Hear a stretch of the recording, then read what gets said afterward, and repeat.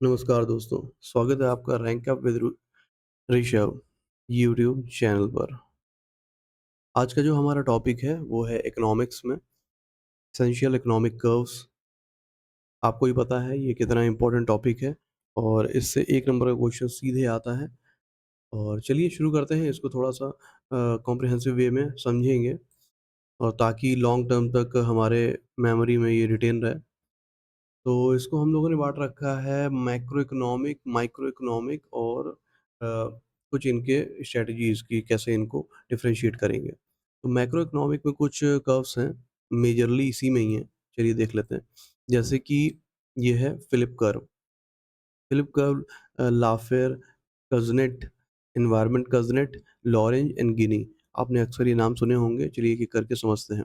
Philip की बात जब भी आएगी तो हम लोग ये याद रखेंगे, ये कर्व बताता है इन्फ्लेशन और अनएम्प्लॉयमेंट के बीच में रिलेशन बताता है, ठीक है? और वो भी इनवर्स रिलेशन बताता है। जैसे-जैसे इन्फ्लेशन बढ़ेगा, अनएम्प्लॉयमेंट कम होगा क्योंकि मजबूरी है, आपको सर्वाइव करना है तो काम करना पड़ेगा, ठीक है? इसके बाद देखिए क्वेश्चन डायरेक्ट ही आता है, इसके अलावा बहुत ज़्यादा दिमाग लगाना नहीं, इसमें रिलेशन पूछता है किससे रिलेटेड है ये कर्व, ये पूछता है, बस क्वेश्चन यही आएगा, उसके अलावा आता नहीं। लाफेर कर्व की बात करेंगे, तो आप देखिए लाफेर को आप लाफ्टर से याद रखिए। लाफ्टर यानी टी से टैक्स रेट और टैक्स रेवेन्यू के रिगार्डिंग ये कर्व है। ये कर्व बताता है कि जब भी एक ऑप्टिमल टैक्स रेट के ऊपर टैक्स चार्ज किया जाएगा तो टैक्स रेवेन्यू बढ़ेगा नहीं, उल्टा घटने लगेगा। लोग उसको बचाने के रास्ते खोजने लगेंगे इंस्टेड ऑफ टैक्स पेइंग के। तो ये लाफिर कर्व यही बताता है और हम लोग लाफ्टर से इसको याद रखेंगे तो हमेशा याद रहेगा।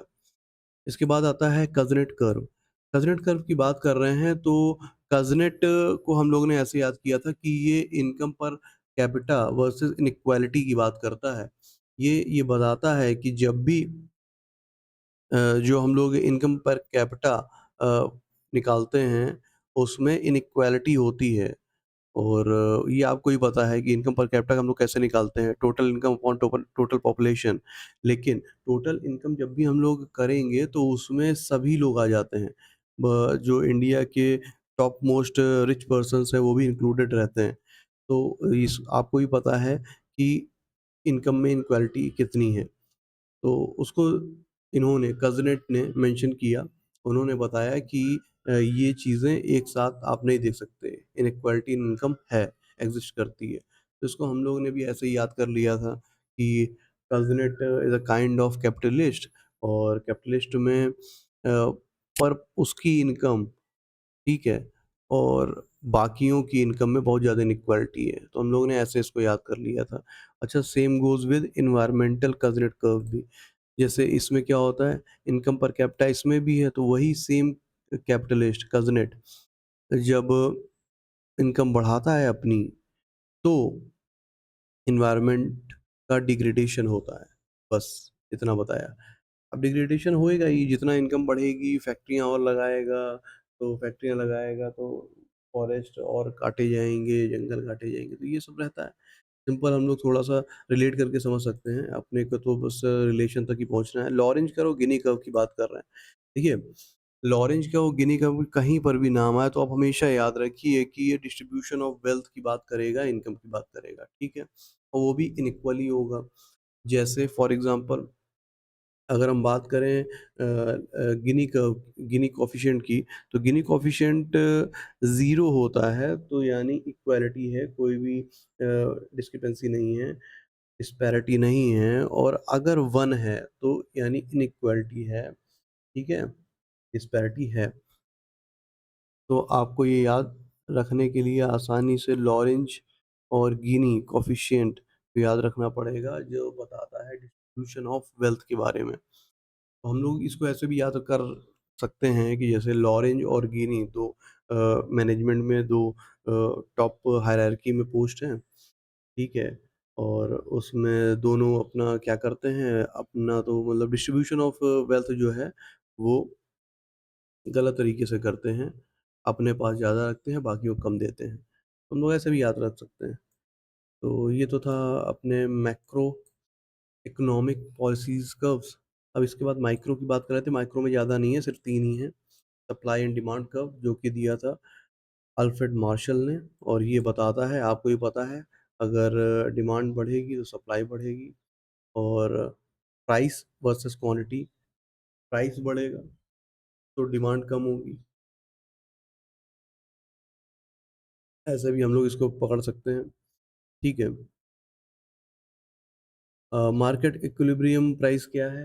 कि जब सप्लाई एंड डिमांड दोनों इक्वल हो, कोई दिक्कत नहीं है, इक्विलिब्रियम सिचुएशन है। अल्फ्रेड मार्शल ने ये लॉ दिया था अपनी बुक 1890 की प्रिंसिपल ऑफ इकोनॉमिक्स में, ठीक है ना? चलिए इंडिफरेंस कर्व की बात कर लेते हैं। इंडिफरेंस कर्व क्या बताता है? इंडिफरेंस कर्व बताता है कॉम्बिनेशन ऑफ इक्वल यूटिलिटी, कि देखिए जब भी इक्वल यूटिलिटी होगी किसी भी ऑप्शंस, आपके पास देखिए 4 ऑप्शन है और चारों ऑप्शन से आपको यूटिलिटी इक्वल ही है सब में, तो फिर इंडिफरेंस कर्व बनेगा, यानी सैटिस्फैक्शन लेवल आपका सब में बराबर है, तो इंडिफरेंस कर्व आता है, ठीक है ना? बहुत ज़्यादा इसमें नेवर इंटरसेक्ट, कभी इंटरसेक्ट ही नहीं करेगा।